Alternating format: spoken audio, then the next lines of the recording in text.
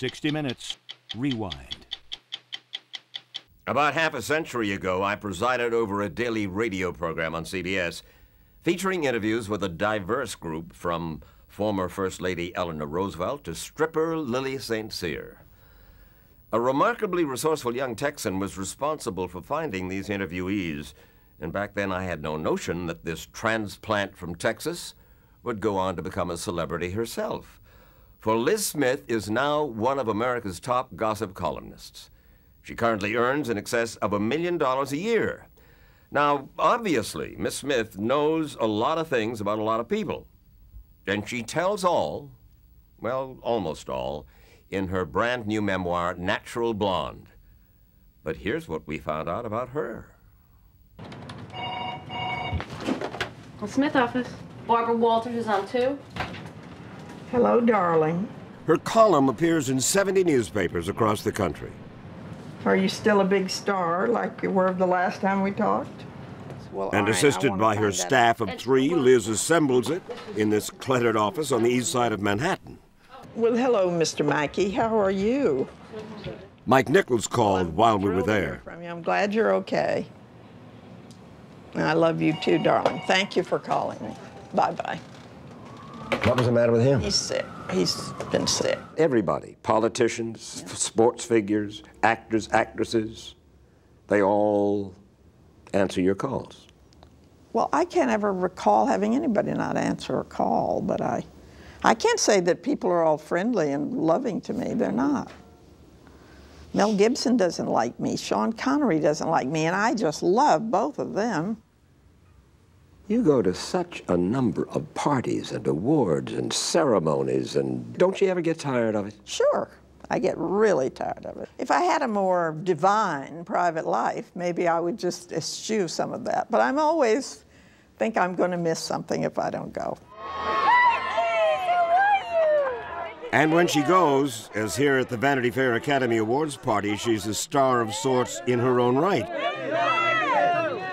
Other reporters respect Liz. Here she is back in 1987 with the likes of ABC newsman Peter Jennings and former Washington Post publisher Katharine Graham at a symposium on ethics and the press. The discussion? When should mainstream newspaper editors publish a story about a politician and his mistress? While these editors are waiting to be completely certain and fair, the National Enquirer has already paid $25,000 for the picture. These are really sticky wickets, you know. The whole idea of what I do for a living, the whole idea of what you do for a living, what the Times does, what the National Enquirer, we're all sort of in bed together, and yet some of us are grander than others. And hypocritical. That's right. But I've had to hunker down and say, okay, basically, yes, I'm a gossip columnist. I'm just not a very good one, I don't think. I think I'm more an observer. You know what I didn't like that you wrote? What? About Harry Reasoner. What did I write about Harry? You wrote about... Oh, I was outraged by him. Yeah, why? I thought he acted awful. I thought he was a terrible male chauvinist. I'm Harry Reasoner. The late Harry Reasoner, of course, was an original 60 Minutes correspondent who defected to ABC in the 1970s to anchor their evening newscast with Barbara Walters. You felt that he treated her badly. Right. Well, I have my prejudices. And this man was the heart of America. Well, I'll have to apologize to his shade. Listen, I've made a lot of mistakes in judgment. I'm not always right, and I don't pretend to be even-handed either. Who's your worst enemy? My worst enemy? You know, I don't know. Frank Sinatra some used of them to be. have died. I've survived a few people. Yes, Frank Sinatra was a pretty damn good enemy to have. As a teenager, she loved the crooner, saw him perform live, went to all his movies. But by the 70s, Smith says that she was offended by his behavior, his hubris, and she wrote about it in her column. In print, she called him a bully, and he let her have it. He really despised you. He did. He was very angry at me because I criticized him for attacking women all the time. He called you from the stage, I believe, of Carnegie Hall or someplace, a fat, ugly broad Right. But I was sort of hurt that he said I was fat, this is what fat, ugly, and old. And then you wound up falling in love with him again. Well, he finally decided he wanted to meet me. I think he sort of liked my guts. I mean, he couldn't believe I would just go on not trying to suck up to him. She's always been gutsy. She was born 77 years ago in Fort Worth. Growing up in Texas in the late 1920s and early 30s, Smith says she was a tomboy. I never took my mother as a role model because she was always doing something I hated, like washing dishes or something. Your father called you his best boy.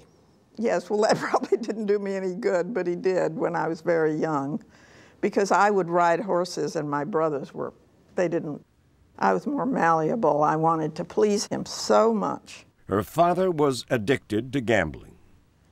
When he died, he had one suit and didn't leave my mother anything. And I was always really disdainful of this. I disdained his gambling. I was very high and mighty about it. Nonetheless, his winnings in a horse race sent her here to study journalism at the University of Texas in Austin. Do you ever say, hey, I went to journalism school here. I'm writing a gossip column? Well, I was writing a gossip column here while I was in journalism school. So I was early led off the path of righteousness. Before she enrolled here, Smith was married briefly to an Air Corps pilot. At the university, after her divorce, she fell in love again. You fell in love here? I did. Unfortunately, it was an unfortunate experience. The wrong sex person. Wasn't easy. You fell in love with a woman? I did, and I couldn't have been more shocked and surprised. And of course, naturally it all exploded, and her parents took her out of school, and it was a tragic, epic, romantic, silly, emotional moment for me. But your dad and mother were... They were pretty unhappy with horrified. me. And they had done so much for me. It was terrible to make them so unhappy. Her mother told her she'd committed a sin. Her father wouldn't speak to her for 3 months, but eventually made peace with her. And then in 1949, she departed for New York City and never looked back. First, she worked at Modern Screen magazine and interviewed Rock Hudson. He would tell me the story of his unhappy story of his marriage and things like that. And I'd go home and doodle on the pad by my bed, Mrs. Rock Hudson. I had a real crush on him.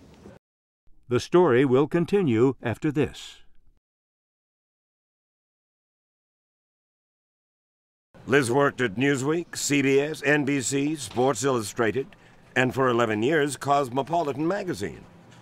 In 1976, her own gossip column premiered in the New York Daily News. And she made news with countless inside stories about Elizabeth Taylor's life, exclusives about Donald and Ivana Trump's divorce.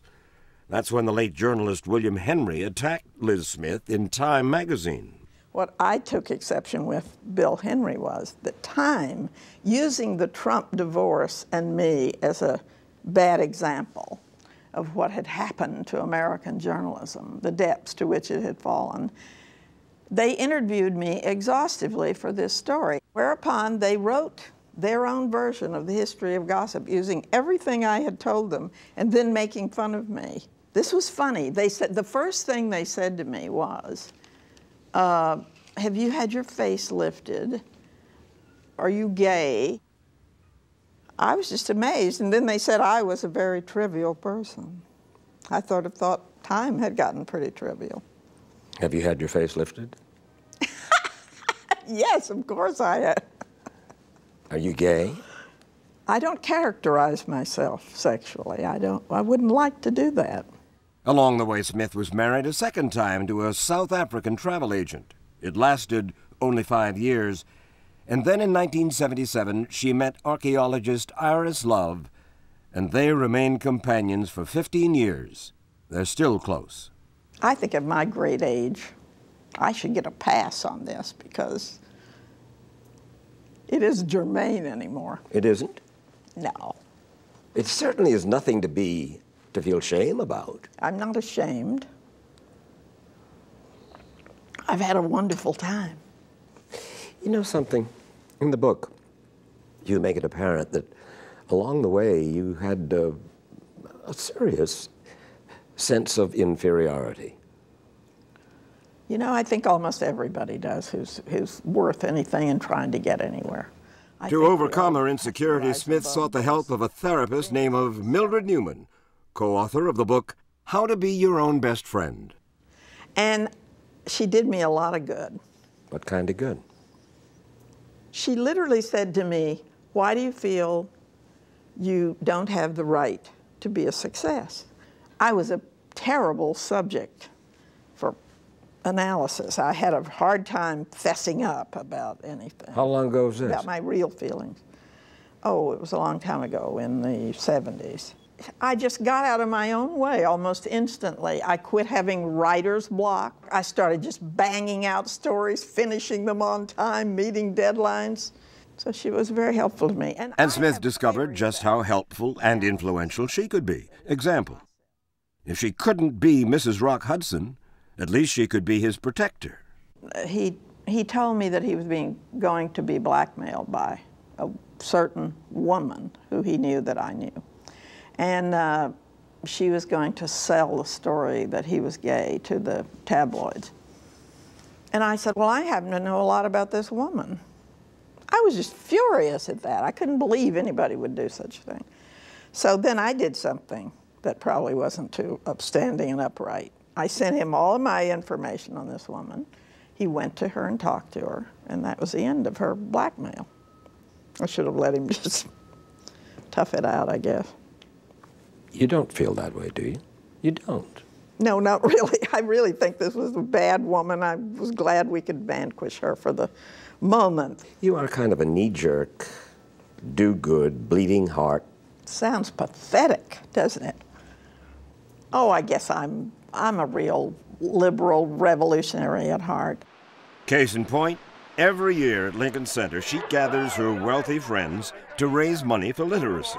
So I want to introduce you to Louise Ellison. She's one of our students, and now she has become a reader and a writer. Smith has raised more than $20 million, plus a lot of self-esteem among the people she helps. But look at me now. I am learning how to read. I thank you, and God bless all. They're all here for Liz, the authors, the business types, the rich and the famous. The girl who once said that she was always on the outside looking in is now very much an insider. She'll even be in here.